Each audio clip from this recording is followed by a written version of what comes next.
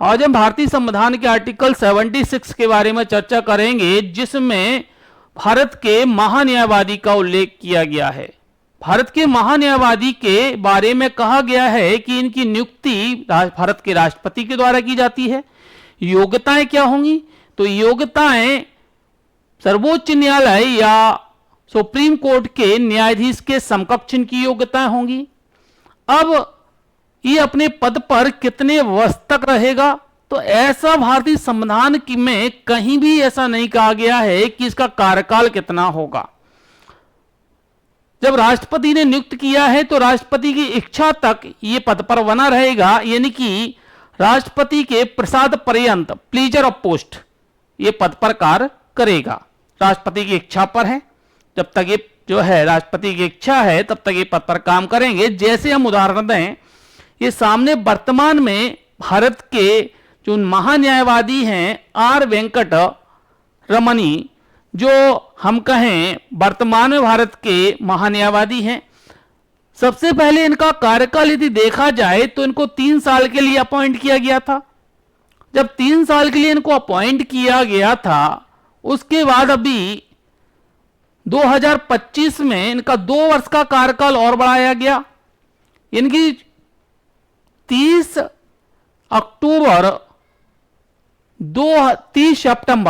सितंबर 2027 तक ये अपने पद पर काम करते रहेंगे। 30 सितंबर 2027 तक अपने पद पर बने रहेंगे। तो कहने का मतलब यह है कि कार्यकाल के बारे में जब संविधान में कुछ लिखा ही नहीं है तो हम कैसे कह सकते हैं इनका कार्यकाल कितना होगा? राष्ट्रपति के प्रसाद पर्यंत होगा, जैसा सरकार चाहे। अब इनका कार्य क्या होगा?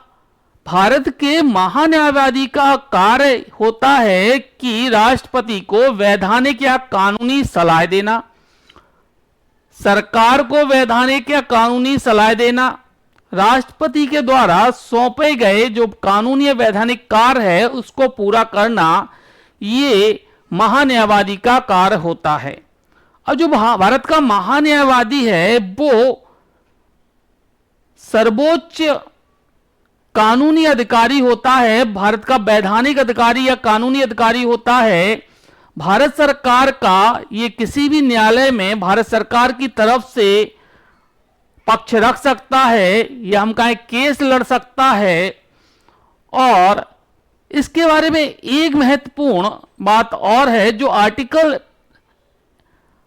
88 में कहा गया है कि ये संसद का सदस्य नहीं होता, लेकिन संसद के दोनों सदनों में, लोकसभा या राज्यसभा, किसी में की बैठकों में भाग ले सकता है, चर्चा कर सकता है, बहस कर सकता है, लेकिन मतदान नहीं कर सकता। ये भारत के महान्यायवादी के बारे में हमने आपको बताया। अब क्वेश्चन ये आता है कि ये कौन से भारत के महान्यायवादी हैं, कौन से नंबर के?